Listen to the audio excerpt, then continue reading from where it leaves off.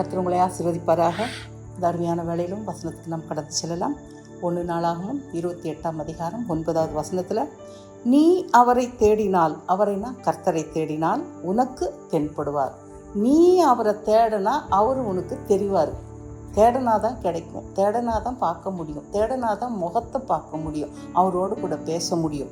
இங்கே தாவீது ராஜா தன் மகனாகிய சாலமோனே தேவனுடைய விருப்பத்தின்படியே என்ன பண்ணுறாரு, ராஜாவாய் அவர் என்ன பண்ணுறாரு, அபிஷேகம் பண்ணுறாரு. ராஜாவாக ஆகணும். அப்போது தேவன் தெரிந்து கொண்ட அந்த சாலமோனை கொண்டு மாத்திரம்தான் தேவாலயத்தை கட்ட வேண்டும் என்று சொல்லி தேவன் சொன்னதுனால அந்த ஆலயத்தை கட்டுறதுக்கு என்னென்ன வேணுமோ அவ்வளோத்தையும் தாவீது ராஜா கலெக்ட் பண்ணி வைக்கிறாரு.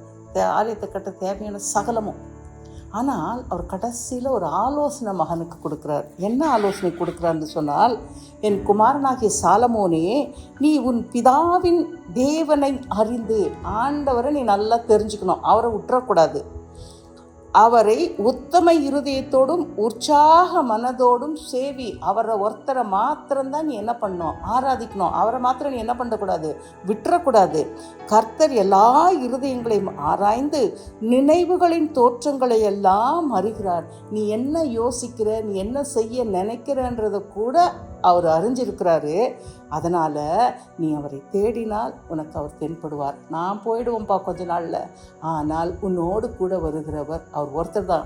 அவரை தேடிக்கிட்டே இரு, அவரை பார்த்துக்கிட்டே இரு, அவர் கூட பேசிக்கிட்டே இரு, உனக்கு தேவையான எல்லா காரியத்தையும் செய்வார்னு தகப்பன் மகனுக்கு ஒரு நல்ல ஆலோசனை கொடுக்குறார்.